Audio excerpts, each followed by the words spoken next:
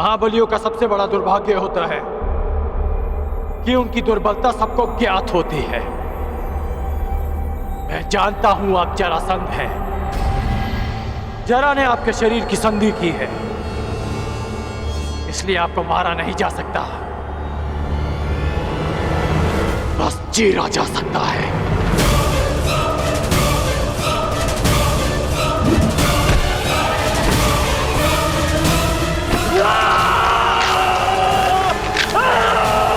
उपचार कर। मैं पराजय स्वीकार करता हूं।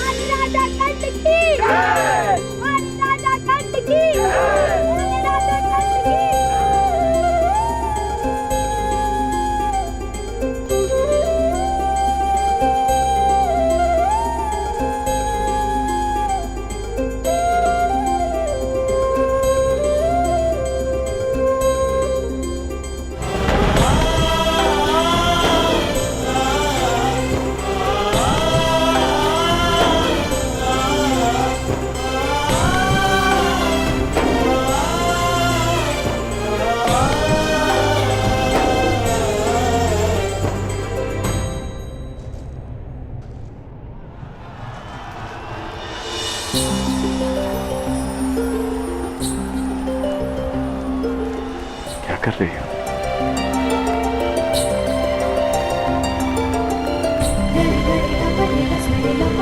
बस जांच रही हूँ कि जिसे अंक का मुकुट पहनाया जाएगा उसका मुख मेरे कर्ण से मिलता है ना, कहीं उसके मुख पर घाव तो नहीं लगे।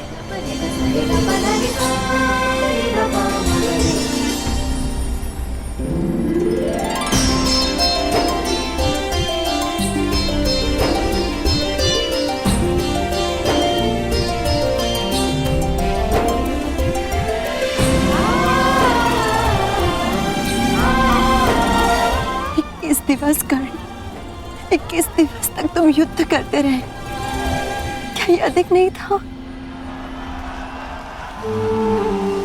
अपने चारों ओर देखो रुशाली, अंगवासियों के मुख पर कितनी प्रसन्नता है आज। इस प्रसन्नता के लिए मैं 21 दिन तो क्या 21 जन्मों तक युद्ध कर सकता हूं।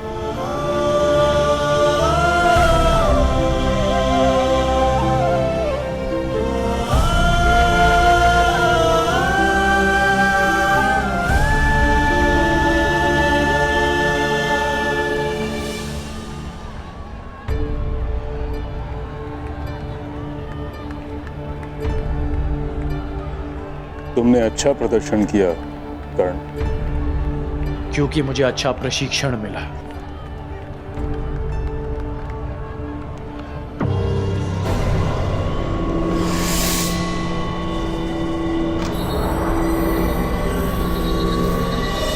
निश्चित रूप से तुम एक विकट योद्धा होगा।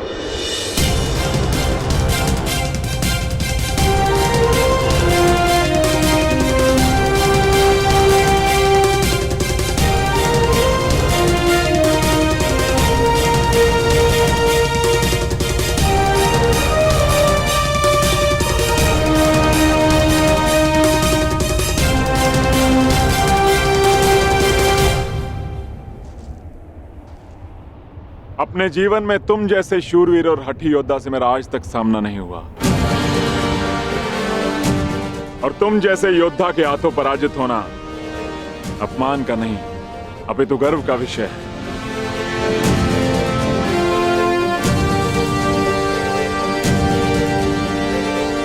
संसार जरासंध को बहुत ही कठोर और धुरंधर योद्धा समझता आया है, लेकिन ये बात बहुत कम लोग जानते हैं कि जरासंध शक्ति का पुजारी है। और आज तुमने अंग की आत्मनिर्बलता ही नहीं अपितु जरासंध का सम्मान भी पा लिया है। अंगराज, मगध की मित्रता स्वीकार करो, और इस मित्रता के चिन्ह स्वरूप मैं तुम्हें मगध की मालिनी नगरी भेंट करता हूं।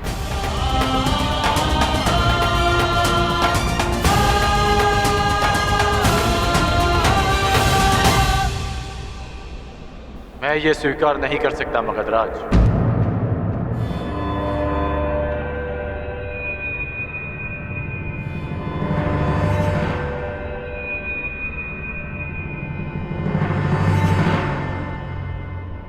मैं अंग का शासक हूं।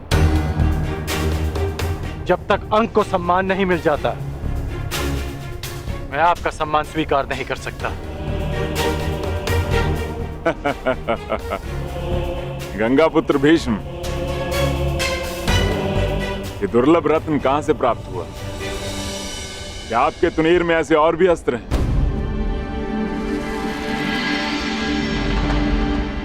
कहिए अंगराज, मैं क्या अर्पण करूं आपको? अंगवासियों को जीवन का अधिकार। मैं चाहता हूं कि उस बांध को तोड़ दिया जाए जो अंग की समृद्धि को रोक रहा है। अंगराज, ये बांध केवल अंग की समृद्धि का स्रोत नहीं है।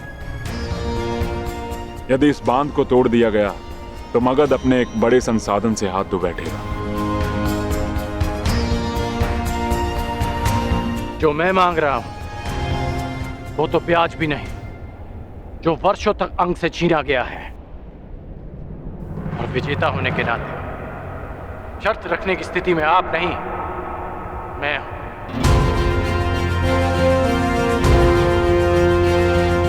धनुर्विद्या के साथ साथ कूटनीति में भी कुशल हो तुम अंगराज। ठीक है,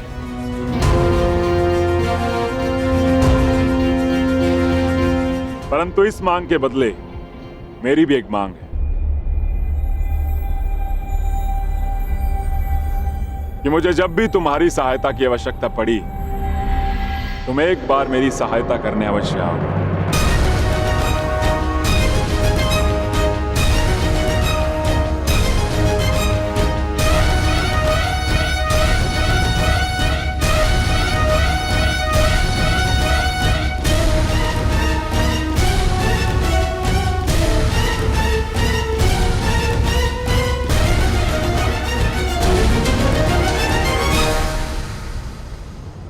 मुझे स्वीकार है।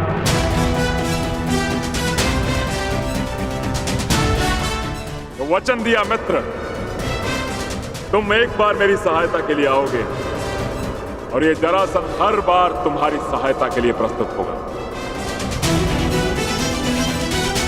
तो आप ये बांध कब तोड़ेंगे आप? इस बांध को गिराने के लिए तुम्हारा केवल एक ही बाण पर्याप्त होगा अंगराज।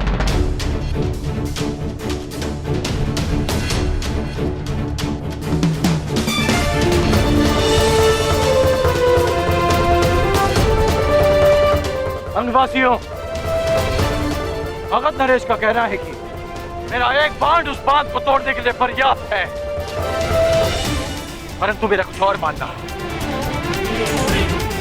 वर्षों तक जिस बांध के आगे आप हाथ फैलाए खड़े रहे कि वो आपकी प्यास बुझा सके, वो आज एक बार फिर आपके सामने खड़ा है। परंतु अब समय आ गया है कि आप अपने फैले हुए हाथों को मुट्ठी बनाकर स्वयं उस बांध को तोड़ दें जो आपकी प्यास और जल के मध्य खड़ा है। तो आगे बढ़िए और तोड़ दीजिए उस चट्टान को जो अंगवासी और अंग के भविष्य के मध्य खड़ा है। एक नई जीवन धारा का स्वागत कीजिए। प्रहार करो।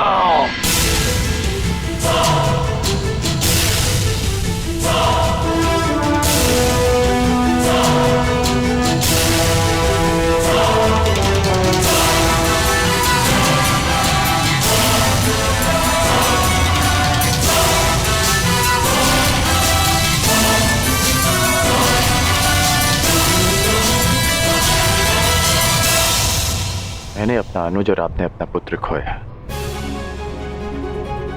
और उस समय हम दोनों असहाय खड़े थे।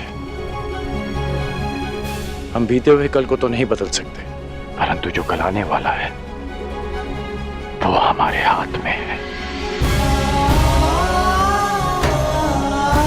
शोन की मृत्यु का प्रतिकार करने के कई अवसर मिलेंगे मुझे, परंतु ये अवसर आपका है।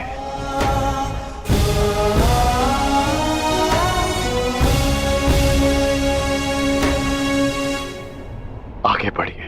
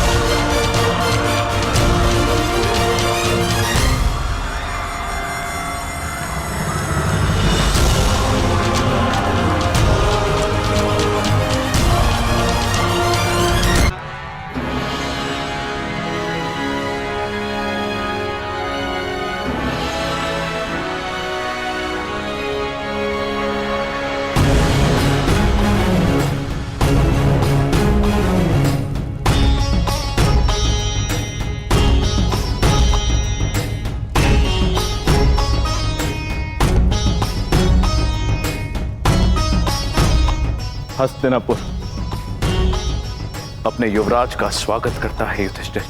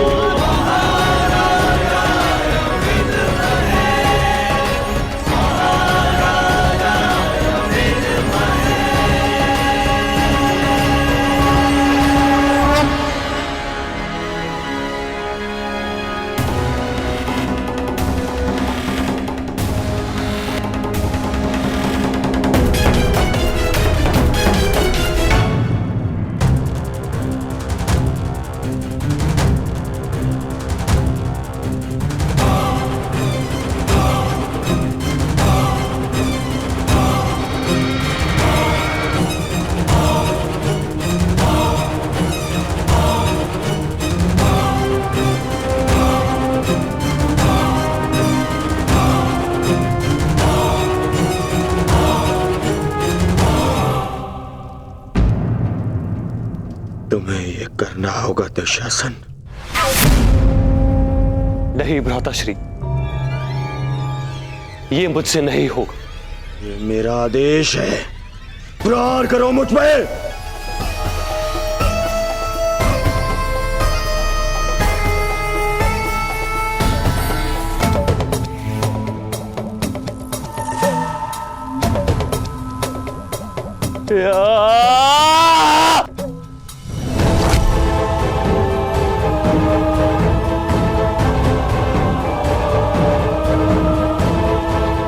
और जोर से।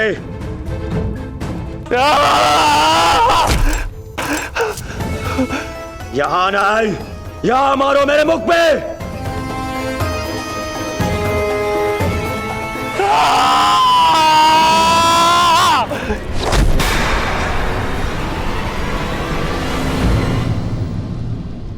दुर्योधन,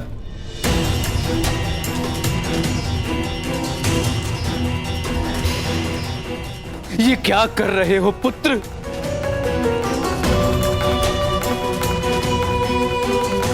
उस प्रहार की पीड़ा को न्यून करने का प्रयास कर रहा हूं जो आपने मुझ पर किया है। शासन, मारो मुझे।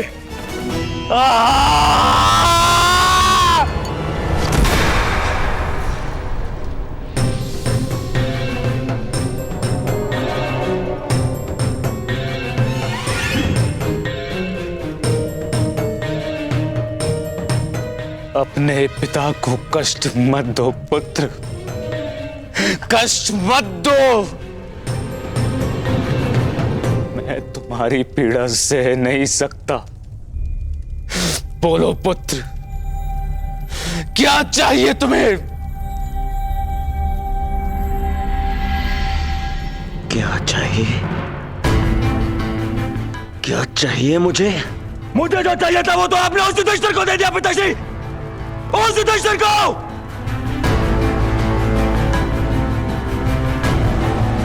उस युवराज पद पर मेरा अधिकार था। उस मुकुट पर आपके ज्येष्ठ पुत्र इस दुर्योधन का अधिकार था।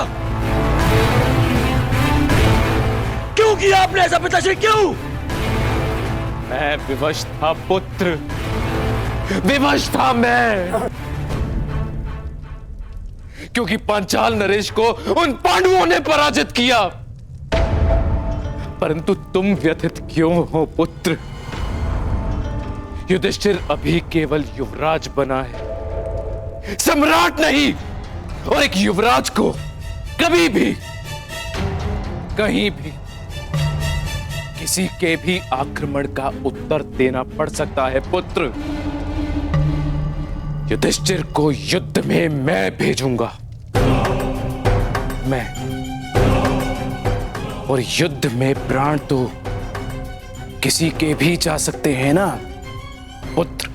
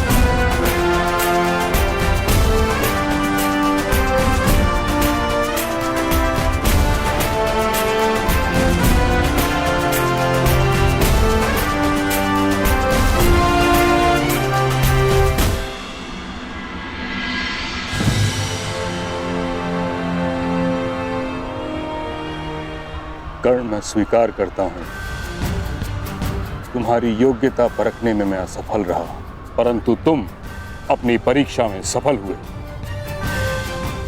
तुमने अंग में परिवर्तन प्रारंभ कर दिया।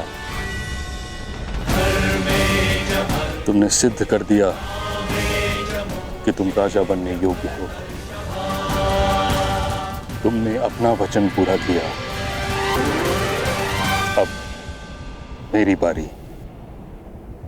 बारी तुम्हारे वास्तविक राज अभिषेक की।